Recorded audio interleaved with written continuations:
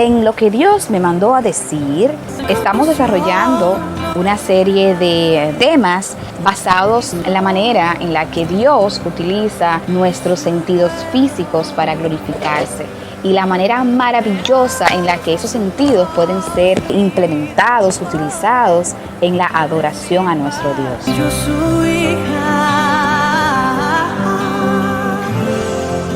Ya hemos visto cómo a través del sentido de la vista podemos adorar a Dios. Fue un episodio muy interesante donde a través de la Biblia vimos diferentes pasajes donde Dios nos enseñó a la manera en la que Él usaba la vista para bendecir a otros.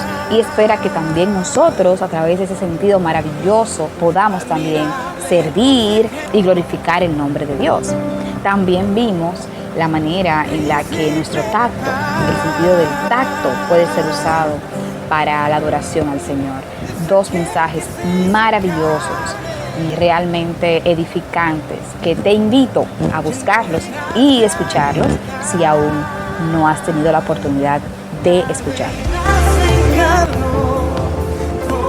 En esta ocasión vamos a tocar el sentido del gusto.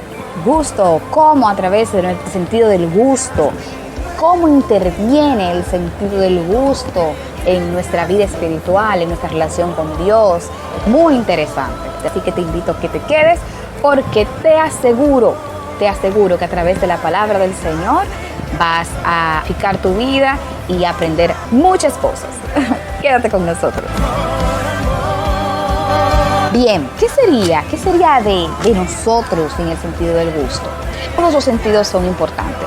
Dios los diseñó y nos lo otorgó para que nuestra vida en la tierra fuese mucho más placentera. Pero la verdad es que el sentido del gusto tiene sus características especiales y tiene sus cosas, se trae sus cosas, porque la vida no sería para nada igual sin saborear una taza de chocolate caliente, un pastel de chocolate que tanto me gusta, unas sabrosas galletitas o una lasaña, unas pastas deliciosas. El sentido del gusto. Alabado sea Dios por ese sentido maravilloso que nos hace más alegres, porque está demostrado que los alimentos y la comida y los sabores hacen la vida más alegre. Así que sería interesante, muy interesante, tomar ese sentido del gusto maravilloso que tanto disfrutamos y preguntarnos: ¿cuál es el sabor de mi vida? ¿Pueden los demás, al pensar en mí como persona, así mismo saborear y decir: wow, esa persona es dulce, es agradable, me gusta estar con esa persona? O dicen: amargura total, es ácida. O por otro lado decir: insípido, esa persona fulano es insípido completamente, eso no sabe. ¿Cuál es el sabor de nuestra vida? Si le preguntáramos a las personas que están más cerca nuestro, ¿qué sabor tú crees que desprende nuestra vida? Y para ponernos en un contexto bíblico, es importante saber qué espera Dios de nosotros, de sus hijos. Porque nuestras vidas pueden ser dulces, pueden ser amargas, pueden ser completamente insípidas, pueden ser ácidas. ¿Qué espera Dios de nosotros? Dice Proverbios 16:24. Panal de miel son las palabras agradables, dulces al alma y salud para los huesos. ¡Wow! Ahí la palabra de Dios nos da una luz que de la abundancia del corazón habla la boca. Eso está en Mateo 12:34. Y Proverbios 16:24 también nos dice: panal de miel son las palabras agradables, dulces al alma y salud para los huesos. Entonces, nuestras palabras son la evidencia de el sabor que transmite nuestra vida. No se trata de cuidar las palabras, se trata de cuidar el origen, la fuente de esas palabras, el corazón. Porque del corazón, de la abundancia del corazón, habla la boca. Entonces hay que ir a la fuente, que es el corazón. Y de la fuente salen nuestras palabras. Y nuestras palabras son las que marcan, las que asignan el sentido de nuestra vida, el sabor de nuestra vida. Entonces, ¿cómo hacer para que de mi corazón, que es la fuente, salgan palabras dulces, que endulcen mi vida y que los demás puedan ver mi vida como refrescante, como dulce, agradable, miel? Pero no solamente es cuestión de lo que yo hablo, no se trata solo de lo que yo hablo. También hay que ver cómo hablan los que están a nuestro alrededor constantemente, qué estamos impregnando en los demás. Entonces también los que están a nuestro alrededor son, de cierta forma, son una evidencia de qué está saliendo de nuestra vida. ¿Cómo son las personas que te rodean? ¿Qué tipo de conversaciones fluyen y surgen por parte de los que están cerca de ti cuando están contigo? ¿Será que cuando están contigo sienten más confianza para hablar de temas de desánimo?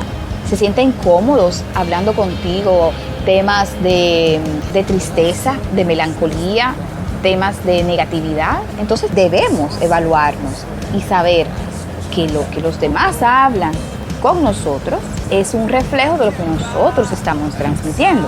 ¿Qué hay en el corazón de tus amigos, de tus colegas, de tus hijos, de tus padres, quizás hasta este momento estuvimos desvinculándonos de sus acciones, de sus palabras, de sus pensamientos? Bueno, mi esposo piensa de tal forma, habla de tal forma, actúa de tal forma. Ese es su problema. No es así.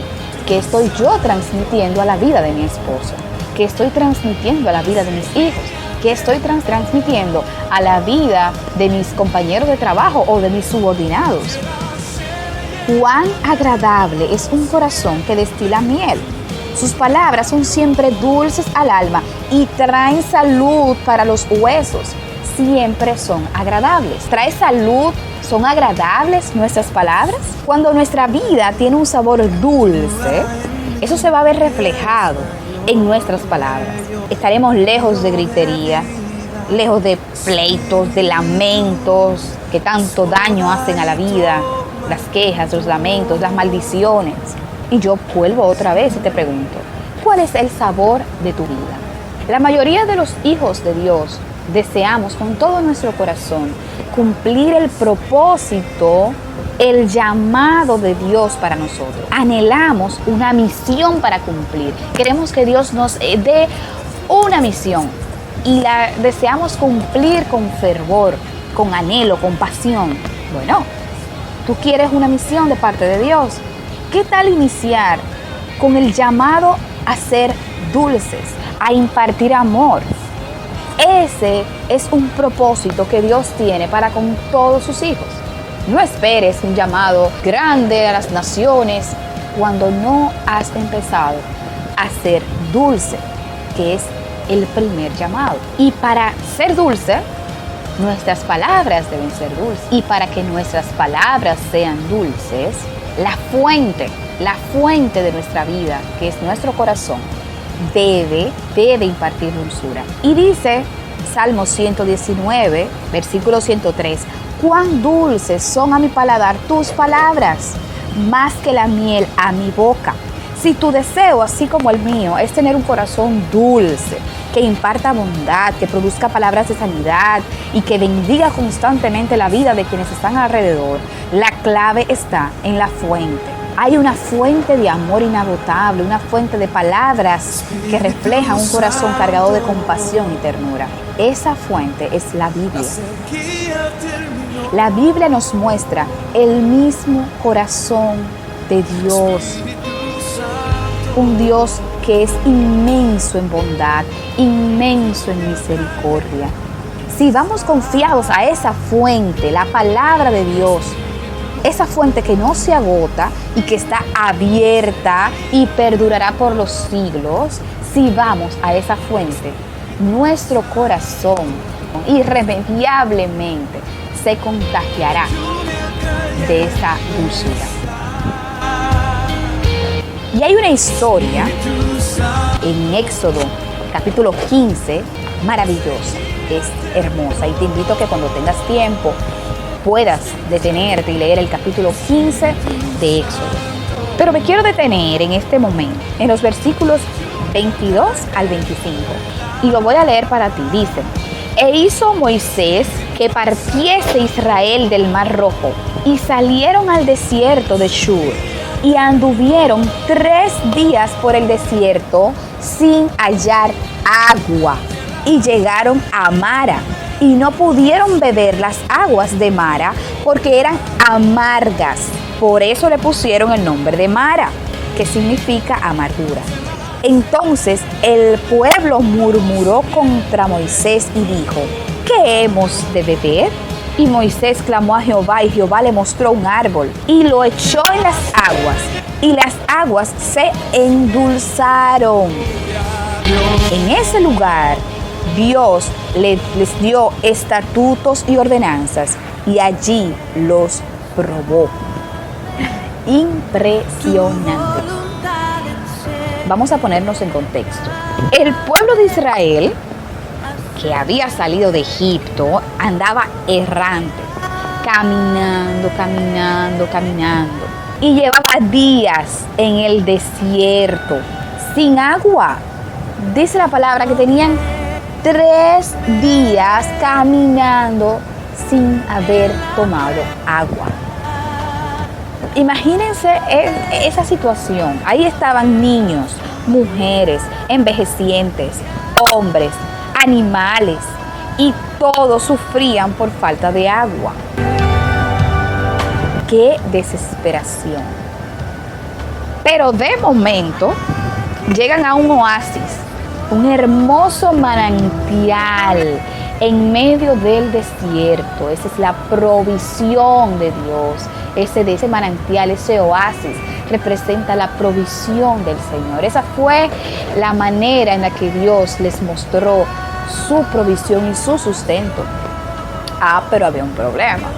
Había un detalle con ese manantial, y es que las aguas de ese manantial eran amargas, porque estaba muy cerca del Mar Rojo. Entonces el Mar Rojo, por los niveles tan altos que tiene de sal y de ácidos, amargo, altamente amargo, y contaminó las aguas del manantial. Ese manantial amargo era la provisión de Dios para su pueblo. ¿Cuál es tu agua amarga? Esa agua amarga de tu vida la vas a encontrar en esa dificultad que en este momento está formando tu carácter y llevándote a un nivel superior en Cristo. Esa agua amarga representa esa dificultad que tienes ahora, pero que no es más que la prueba de tu fe. Dios pudiera estar utilizando aguas amargas en tu vida para probar tu fe. Tu manantial amargo pudiera ser ese llamado o ese propósito que pareciera imposible de lograr, ese propósito que pareciera difícil de alcanzar, esa meta parece que es la provisión de Dios, pero que al mismo tiempo no lo puedes digerir, es amargo. Moisés sabía que esas aguas eran la provisión de Dios para su pueblo. Beberían de aquel manantial en el nombre del Señor. Sería así. El gran creador y sustentador así lo había determinado. Parecía imposible, pero el Señor hace camino en medio de la nada. El Señor transforma en dulzura lo amargo. Moisés clamó a Dios y en medio de la dificultad recibió la instrucción de parte del Señor: arranquen un árbol y échenlo a las aguas amargas. Así lo hicieron, y de inmediato las aguas amargas fueron dulces. Moisés clamó a Dios en medio de la dificultad, obedeció a Dios, quien estaba probando la fe de su pueblo, y esas aguas amargas, imposibles de digerir, fueron dulces. Las aguas de Mara representan este mundo lleno de amarguras. Podemos tener felicidad por un momento, por una hora, por un minuto, por un día, pero lo cierto es que nuestras vidas están en constante desafío, constantes retos, constantes pruebas, con el que nos llevan a preguntarnos, ¿cuál es la provisión de Dios? ¿Será posible que esta sea la provisión de Dios? ¿Será posible que este cónyuge que Dios me dio realmente es la provisión de Dios? Este empleo que no me gusta, que no lo quiero, que no lo deseo, ¿será que es la provisión de Dios, aunque parezcan amargos? Las aguas de Mara representan este mundo, pero el árbol, ese árbol nos recuerda a Dios. Esas aguas amargas debían saber que el pueblo escogido y amado de Dios estaba ahí. Así que era un momento de pasar de muerte a vida. Era momento de convertir su amargura en dulzura, porque Dios estaba en medio de su pueblo. Quizás tu vida es como el manantial de Mara, con amargura, con aflicciones, sin evidencia de frutos. Pero hoy Dios desea ser ese árbol plantado firmemente en tu corazón para transformar tu amargura en dulces aguas para bendición de otros. Dios anhela convertirte en ese oasis donde el afligido encuentre consuelo, donde el sediento halle su provisión. Tú puedes ser una extensión del reino de Dios en la tierra, pero para eso Dios debe ser plantado en tu vida. Mientras ese árbol no fue lanzado a las aguas permanecían amargas.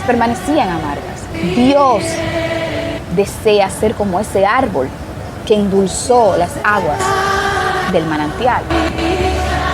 Si eres un hijo de Dios, si ya tuviste el llamado del Señor y lo aceptaste, y sientes que las aguas amargas de este mundo te están rodeando y te llenan de desesperanza, recuerda que en tu vida, como hijo de Dios, hay un sabor especial, porque Dios está plantado en tu corazón. Tu Padre te selló con el Espíritu Santo. Confía plenamente que Él endulzará el agua que ha determinado para ti. Recuerda, Él va a endulzar el agua que ha determinado para ti, no la que tú deseas. No se trata de tus deseos, ni de tus expectativas, ni de las mías. Se trata de la provisión de Dios para nuestras vidas de acuerdo a su voluntad. ¿Hay amargura en tu hogar? ¿Hay amargura en tu familia? Dios quiere que tú seas ese manantial dulce en medio del desierto.